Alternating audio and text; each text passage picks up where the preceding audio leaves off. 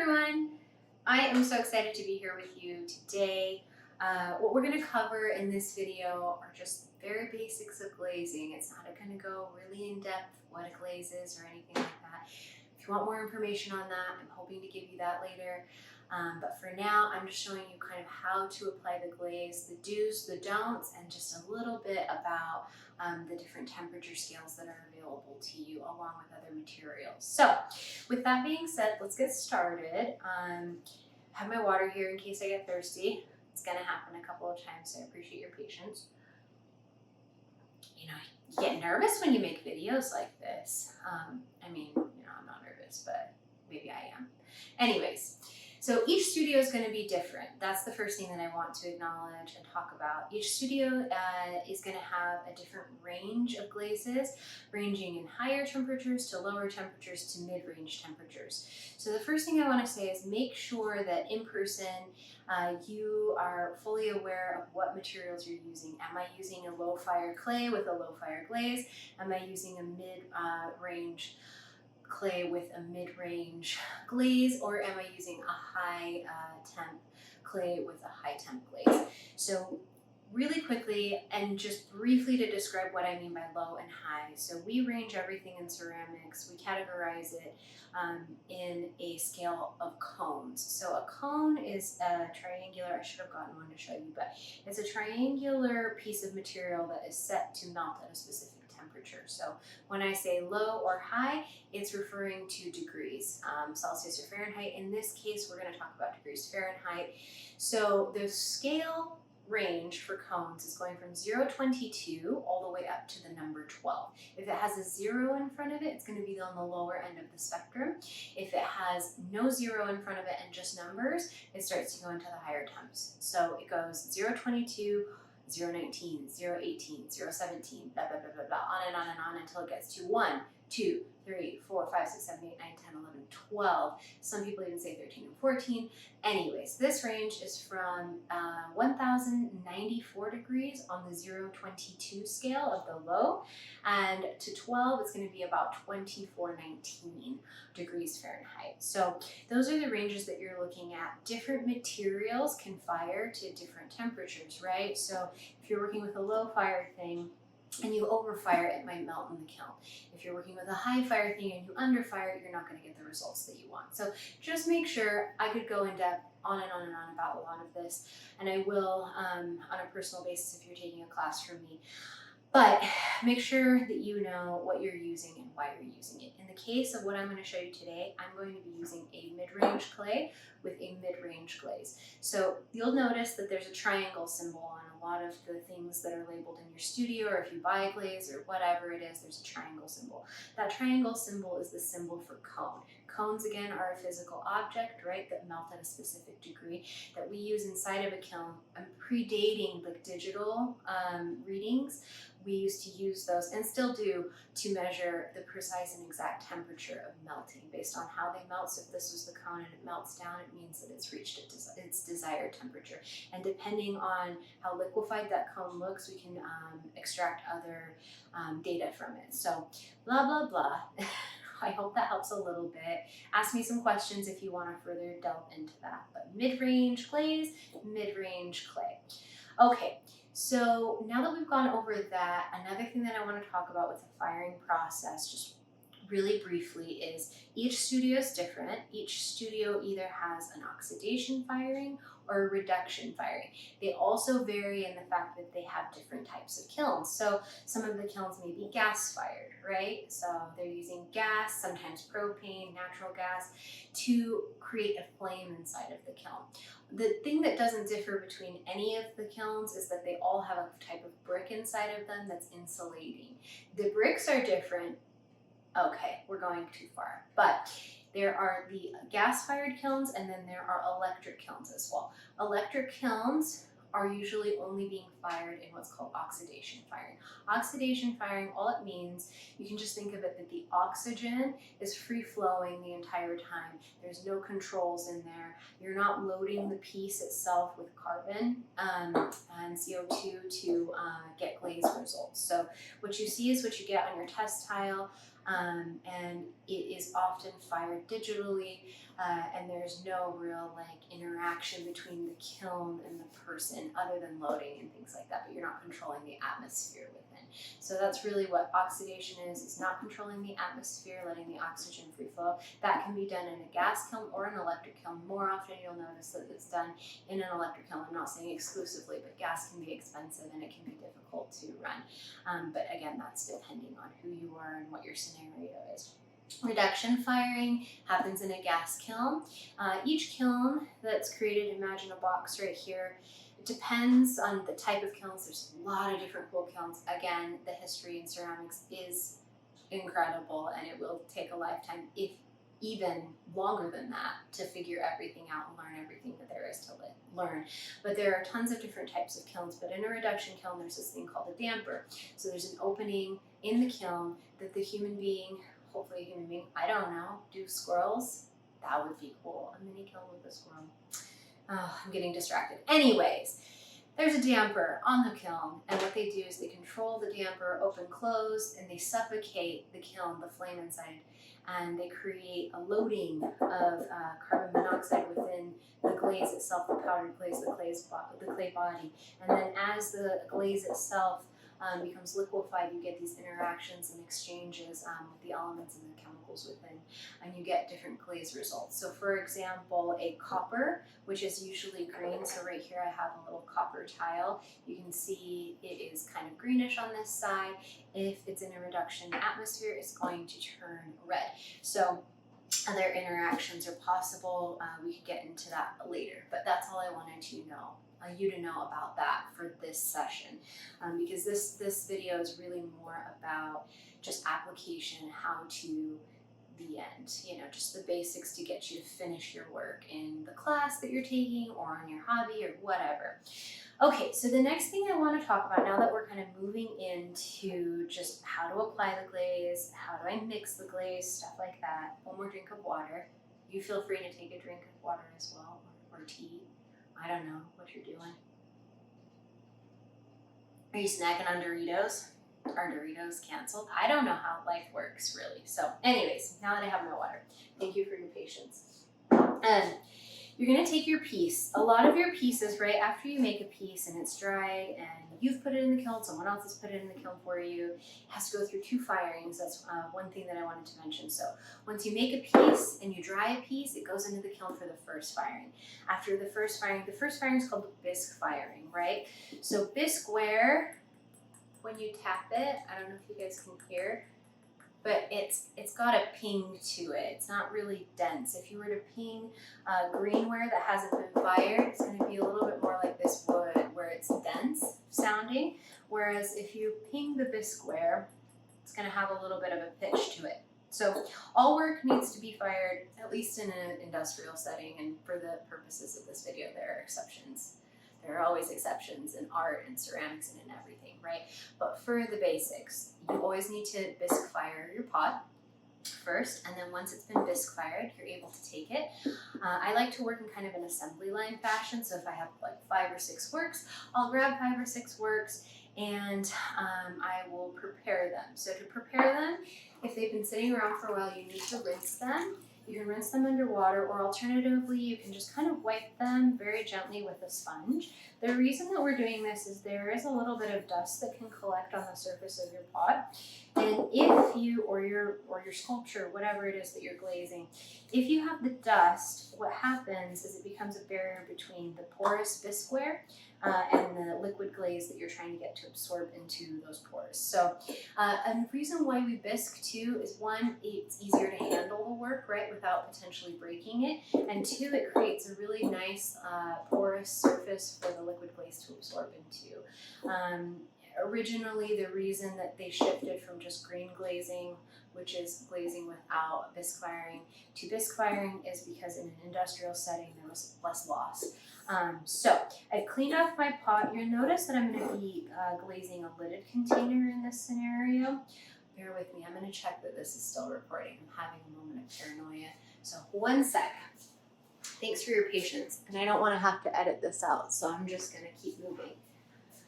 Okay, so you'll notice I'm glazing a lid container. I'm going to do this because it's slightly more complicated than maybe some of the other forms that you're going to be glazing, because it's two-piece, right? And if I were to glaze this surface, it would stick to itself. So I've washed my piece off. That's step one. After you've washed your piece off, you're going to apply a wax resist to it. Not everyone has to apply a wax resist, but it does create a nice slick barrier that prevents the glaze from entering into the porous surface, and it makes cleanup easier. The wax resist can also be used in a decorative way, and I'll show you how to do that later. But for now, I'm just going to show you what you want to do with the wax resist. So for the wax resist, you want to make sure it's mixed. You don't want to over mix it because it creates bubbles, and then you get bubbles on your piece. It doesn't do anything in the kiln, the wax itself. It's just creating a barrier between the porous bisqueware and the liquid glaze so that your cleanup is easier. And again, it can be used for decoration. So I've mixed my wax resist, I've cleaned my pot. I'm then going to use a nice brush. One thing you want for glazing, you want a variety of different sizes of brushes. In this case, I don't have a very large surface area, so this medium-sized brush is going to be okay. You want to be very careful when you're applying the wax resist. You don't want to accidentally get it anywhere that you don't intend to have it, because it will stick there. And if you have a torch, you can burn it off. Sometimes that'll work, but if you were to get a lot of wax somewhere you didn't want it, you're just going to have a bare spot without glaze. And you can either make that work for you, or it can look like an accident and you'll be bummed out. So just be careful, make sure you don't put your fingers on the wax, so on and so forth. So I'm waxing the bottom. All pieces have to have the bottom waxed thoroughly, and then they also need at least 1/4 inch lip above the base of the form. So I switched over my brush to a kind of squared brush. I'm going to put my pinky on the edge of the vessel, and I'm going to start by pressing, and then I'm going to very slowly rotate and roll around my pot with my 1/4 inch lip. I'm going to dip once again into my wax resist, and then I'm going to keep going. And you should keep going too, because why not?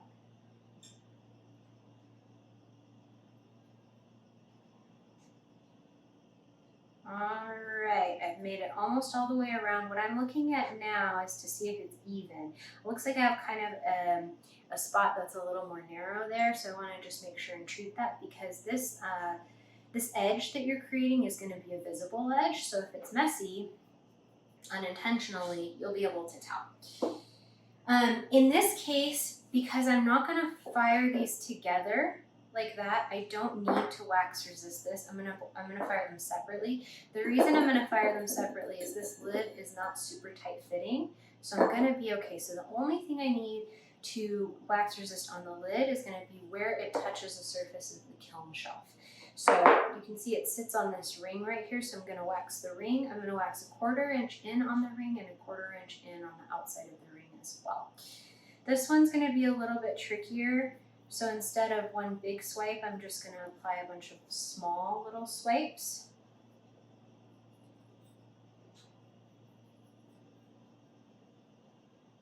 All the way around the ring. And then I'm going to move to this part of the ring. My pinky again is on the edge. That really helps stabilize me.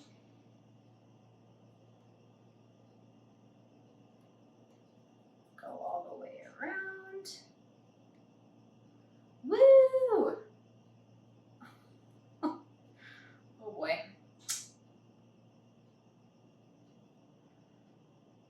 Okay, we've gone all the way around on the outside. All that's left is this inside, so I'm going to go around. Dip again. You can see that I'm tapping off the excess.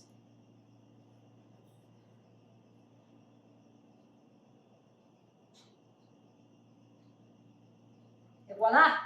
Okay, so I have wax resisted. As soon as you're done with your wax resist brushes, you want to wash them off. So warm water is good. If you have a little soap, that would be better, but warm water is okay. You want to, if you're not really good about cleaning your brushes off, you may want to have like wax resist brushes that are exclusive and then ones that you use for everything else. But if you can trust yourself and you're going to be okay with that, cleaning them off, then you should remain just using what you've got and not splitting them. Okay, one second, I need a paper towel. Usually I use a microfiber towel so I'm not wasting all these beautiful trees. So we'll fold this up and save it for later. I'm sure I'll need it for something else. I also usually just use my pants and my clothes. Real quick, actually, I did forget to show you. So this is an example right here of reduction firing. You can see that this is also an iron-bearing clay. So there are different types of clay bodies. That's another thing that I didn't mention. But you can see that it's a little bit more lush, and the clay body and the glaze itself, they seem to be interacting more. Whereas this right here, this is two different techniques. This is an oxidation firing. It's a different clay body. It's a B-mix. It's a lighter clay body that doesn't have iron in it. And these are also underglazes that are used for decoration. And then I just have a clear glaze on top of it. So very different results, right? Lots of variety and variation. Okay, moving on. So once you've wax resisted all of your pots or forms or sculptures, whatever you want to call them, then you're going to select your glaze. I have a white glaze here that I've selected. I have purposely selected the white glaze because I'm going to show you how to use your test tiles here, your oxides as decoration. The way that you mix the glaze is very important. So you can hand mix the glaze. You can use a drill. A lot of the times in the studios there's a drill, so look for that. But hand mixing is good. I like these slotted spatula because the material can go through. You'll notice inside of the bucket, oh, please don't spill the entire glaze. Can you imagine? I hope you guys can see in there. No, that's just a crumb. Phew, woo, woo. It's a lot of pressure. Okay, you can notice that the sediment is settling and you have a liquid on top. All the glazes, they're formulated to be in suspension after you mix them, but if they haven't been used in a while, they do settle. So your job is to make sure you mix them very thoroughly. When you mix the glaze, you really want to scoop from the bottom. You can see on my spatula there's a bunch of sediment. Make sure that you're really getting all that material from the bottom. I'll go clockwise, counterclockwise, like switch between the two after maybe, I don't know, 20, how many times have I been going around? Sing a song or something, pick your favorite song. We're going the opposite direction now.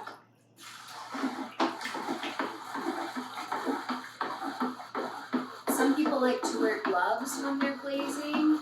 All of the glazes that we have in our studios are going to be food safe, so you don't have to worry about that unless someone tells you otherwise. Like sometimes in low fire, there are some exceptions, but things that are in the bigger batches are usually food safe in like public studios or institutional settings. You'll notice that once I get my spatula to the bottom and I pull it out, now there are no large like clumps or big sediment. There's a tiny one right there, but I think that's just really pain. Most of it is nice and smooth. I'll take my spatula out or my drill while it's wet and rinse it immediately. If you let the glaze dry, it's going to be much harder to clean. So next, I knew I saved this for a reason. There we go. All right, next thing you're going to select after you have mixed your glaze, you have all your stuff waxed, so you're going to decide your method of application. So there's a bunch of different ways you can apply the glaze. You could remove a small bit of glaze with one of these or a cup or anything you might have that's not porous. Scoop some glaze out, pour it on the inside, roll it around, pour it out. And you can have one color on the inside and another color on the outside. When you're applying the glaze, because this is an absorbent surface and this is a liquid material, it dries quickly. It doesn't mean it's fired on, but it dries quickly and you're able to handle it. So after like 60 seconds, I could put my hand in here and go into another color if I wanted to. So you can pour, you can dip, which is what I'm going to show you. You can paint the glaze on. If you're dipping, you can use tongs. Tongs are going to leave the least least of an imprint. They're just going to leave some tiny little pinprick marks that you have to then sand off later. If you wanted to hold it and have some of your fingerprints visible, I don't think this form really lends itself to that, but some forms have kind of like a flared edge on the bottom that you can just barely clasp onto, and you're just left with a couple little fingerprints. In this case, I'm going to use the tongs. So if you also, if we have a spray booth and a spray gun, I would highly recommend for like bowls, or depending on the glaze, you can spray the glaze on. If you're spraying glaze, wear a respirator, make sure there's exhaust. It can be dangerous. You don't want to breathe in a dusty glaze, because what we're working with inside of this glaze is silica, which is glass, right? So we're working with silica, some colorant, a little bit of clay, usually a flux is in there to melt the silica at a lower temperature, the desired temperature, and there's some other things. Sometimes there's opacifiers in it, another video. Anywho, back to applying. We're going to dip. I've mixed my glaze. You want to have, I like a horizontal. You notice this is vertical, this is horizontal. I like the horizontal on the outside personally. And then you want to select an area of the form that's not too fragile. Like if I had it just right here on the lip, I could crack it. So I'm going into the middle of the form. And once you have a grip on the piece with the tongs, or with your hands, or whatever you decide, you want to kind of choke back on the tongs a little bit, give yourself some room to move. And then I usually scoop into the bucket of glaze and then hold for 2 seconds and then back out. So really quickly, 1, 2, and out. And then when you pull this from the glaze, you want to very slightly tap, and you also want to roll to kind of prevent any dripping. And then you're going to place it down on the table or surface area that you have. You're going to leave it alone and allow it to dry.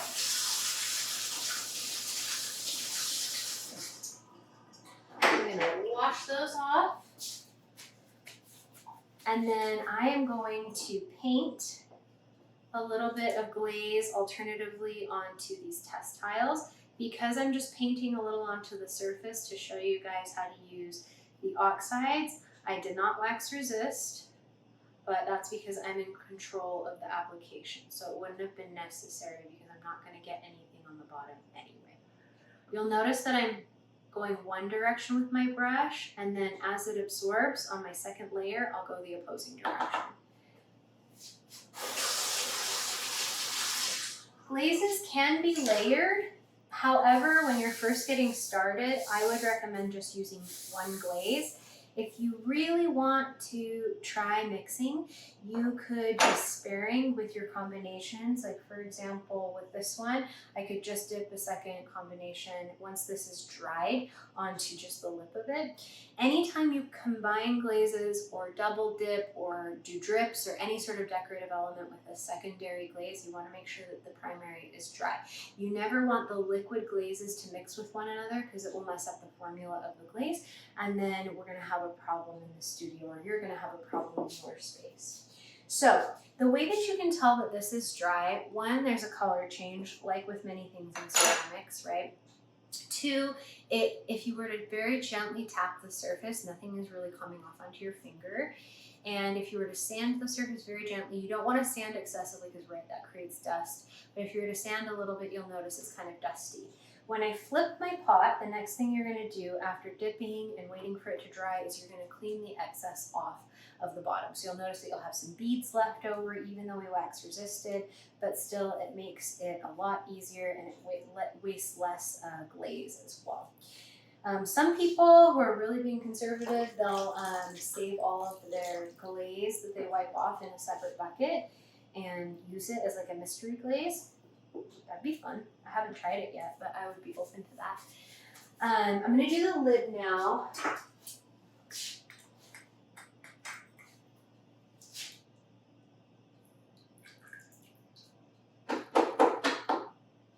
Roll, and then with this one, because I can just very easily grab onto that edge, I'm going to grab onto that edge and put it right there, and I'm not going to touch it. I'll wash these off.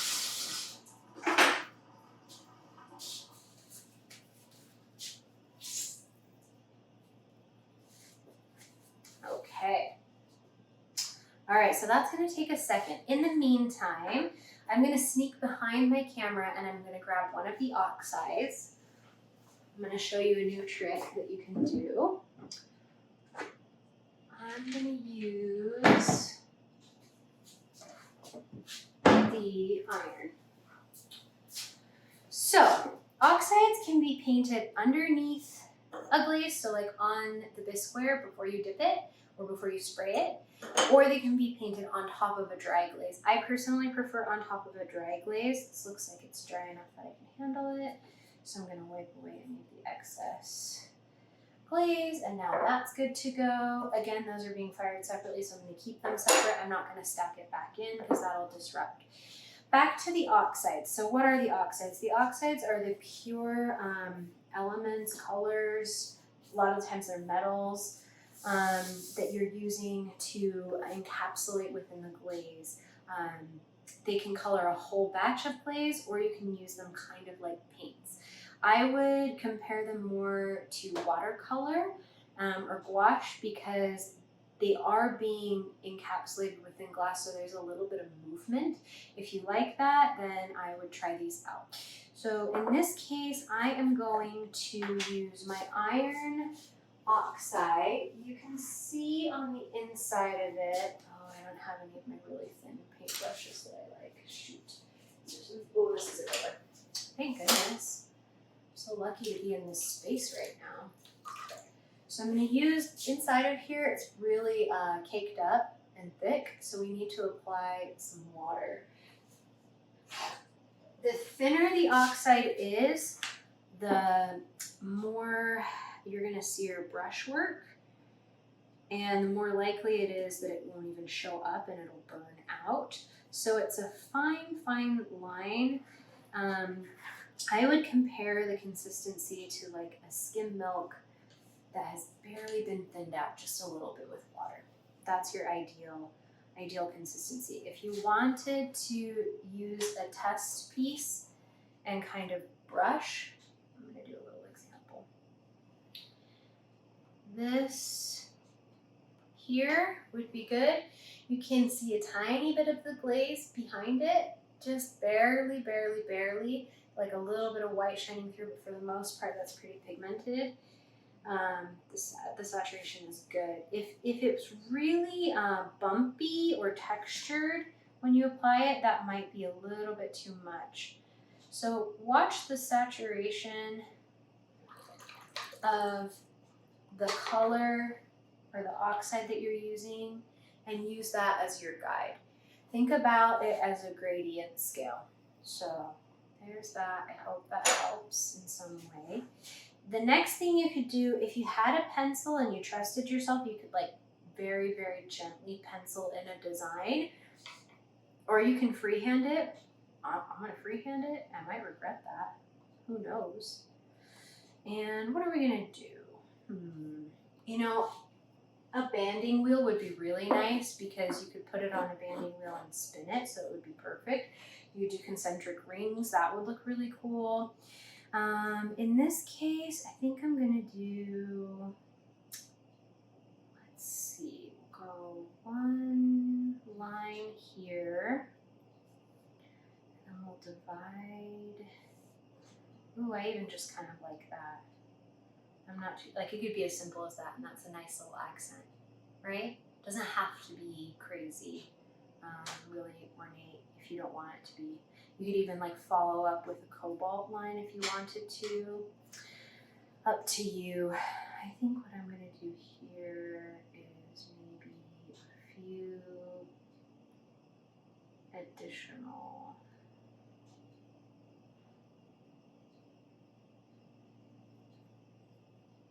little rings. I hope you guys can see this. Boom. And then you could keep going, right? You don't need to watch me do the entire thing for the purpose of this video, but you get what I'm saying, I hope. And if you don't, ask me a question. I am happy to explain further, and there is certainly a possibility that I could have missed something or a lot of different things. So, really quickly, now that we've gone over this, how to paint with them, you've got a manganese available to you. That's going to be a brownish color. You've got the copper available to you, and that's going to be a green. You've got the iron, that's going to be kind of a rusty red. You've got the cobalt, and that's going to be a blue.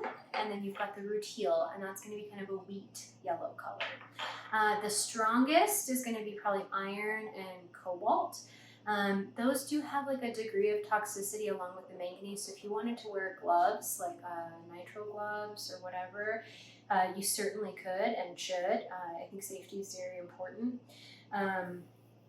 Yeah, so oxides. Last thing I wanted to cover before we move on to the end of this kind of more basic and simple glazing demo, since it could go a lot deeper, but for the purpose of what we need, I think this is going to be enough.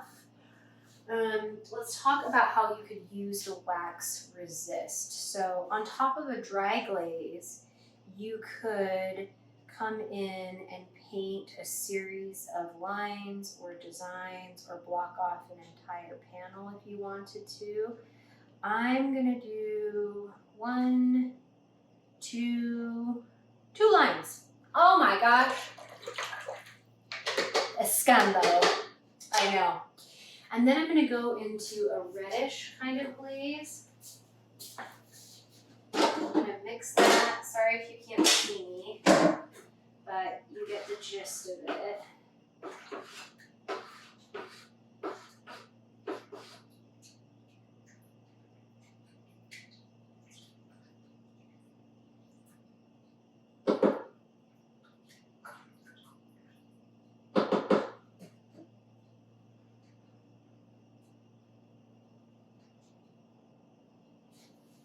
All right, so I mixed my glaze and I dipped it, and you can see that I don't have any glaze where the wax resist was. So I can then kind of very gently clean off the surface where the wax resist was placed, re-clean all my edges, make sure I don't have any glaze where I don't want it, or where it shouldn't be, where it would fuse itself to the kiln. And then you have something with a little bit more variation to it. When you're done with glazing, I would very much appreciate, be so grateful if you washed everything, the countertop, you want to mop the floors. You always want to put the lids back onto the glazes. Make sure they're the correct and matching lid as well, please. And then you want to clean all your paintbrushes. And then you want to place your finished glazed piece, if it's your own studio, into your kiln. And if it's this community space, on whatever designated shelf that they have. Make sure that however you glaze your piece, let's say, for example, your studio has multiple firing temperatures, make sure it goes on the correct one and you're keeping tabs. I would always recommend when you're first learning this that you have your sketchbook and you label your pieces, describe them, sketch them out, and then talk about what you did with them. I want to see that in your sketchbook. I think it's a really useful tool. Sometimes you're going to come up with a combination that is amazing and super cool and you don't remember how you did it. And then alternatively, sometimes you're going to do something that is really heinous, hideous. I have done it so many times. I still do it to this day. Where you love a piece, you glaze it, and you're like, oh, what did I do? But you know what? That data could help you figure out what you did and why, and how not to do it again. So, thanks for spending some time with me. Hope this helps. I'm going to use my little doodad to turn off the video. I hope it works. If not, I'm going to walk over and turn it off manually. And yeah, good luck glazing. Have fun. You're going to get finished wear soon, and that's going to be awesome. And then you get to use it.